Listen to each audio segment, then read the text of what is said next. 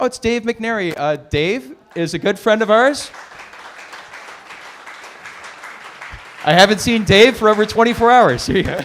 Good to see you, Dave. Can I tell them who you are? Sure. I should. Dave is a good friend of ours. Dave has been running the All-Star Variety Nights over in the other room and this room since 1984. Dave and I, very good friends of Amy and Jeff, and you perform my wedding and I perform yours, and I know him through the Ice House, and this is how we're all family. And Dave, thank you for coming up. Sure.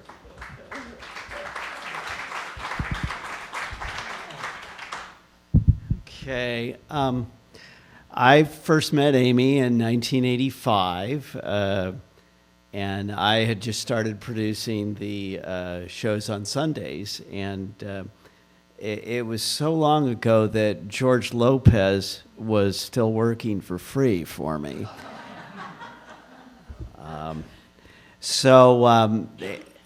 Amy was the manager on Sundays, so I got to know her real well, real quickly. And she was unfailingly charming to me and unfailingly professional to everyone else. And that's saying a lot, given that my show, if you don't know, I'm the one who deals with the new comedians, the ones who aren't getting paid. Well, they get paid if they bring people to see them, and so, you know, they're it's a wonderful gig, and I'm very thankful that Bob has let me. It's true. I'm very grateful that Bob's let me do it for so long.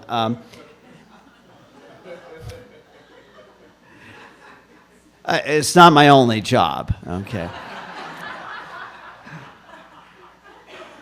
So I often, even now, I often have to deal with comedians who can make a crisis out of seemingly small issues, such as not getting a second drink ticket.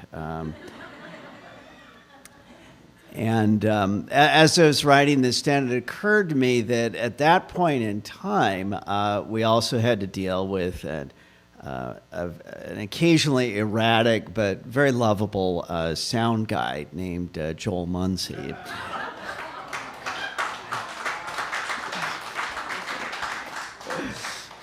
And so I think that having Joel there and dealing with the madness of it helped Amy and me bond a little bit. And I remember saying, we had a particularly stressful night one night, and she said, Dave, it's only a crisis if you make it a crisis. And I just thought that was so very wise.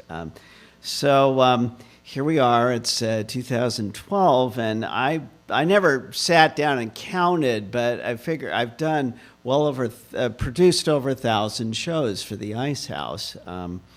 And most of the first 400 or 500 of those were done with Amy's help, and I do mean help.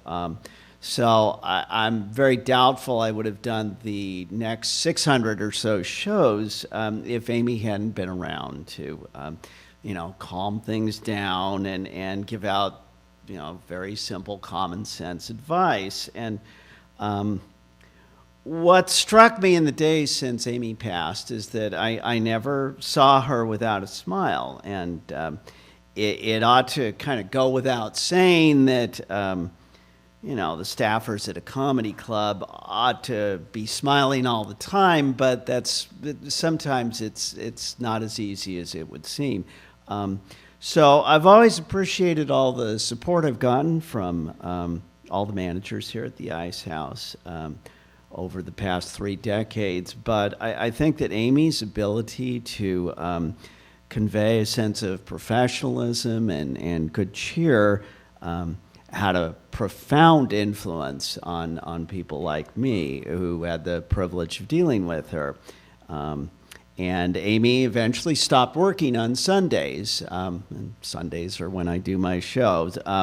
But she'd occasionally do a shift that night, or I'd run into her on Saturday afternoons when I'd be doing auditions here once a month, and she was always glad to see me, no matter what else was going on, even if she was facing having to do 3 sold-out shows that night and manage all that madness. And some of you may know, if you've known me, that I am a San Francisco Giants fan, and yeah, go ahead, bring it.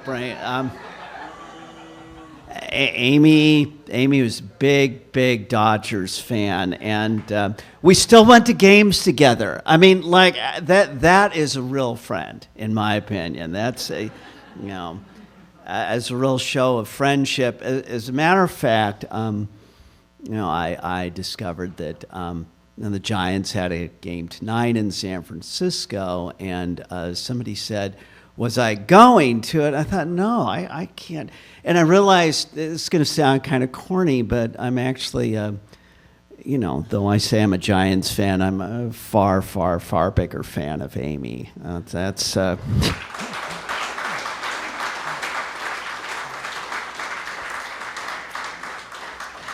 So I've been thinking a lot about Amy and Jeff lately, and they were nice enough to come to my wedding in 1999. And I mention this because, even though I live in Pasadena, my folks live up in Northern California. So it was in Davis, California, 400 miles from me here, and they still showed up, and I was just delighted that they made the trip. And anyhow...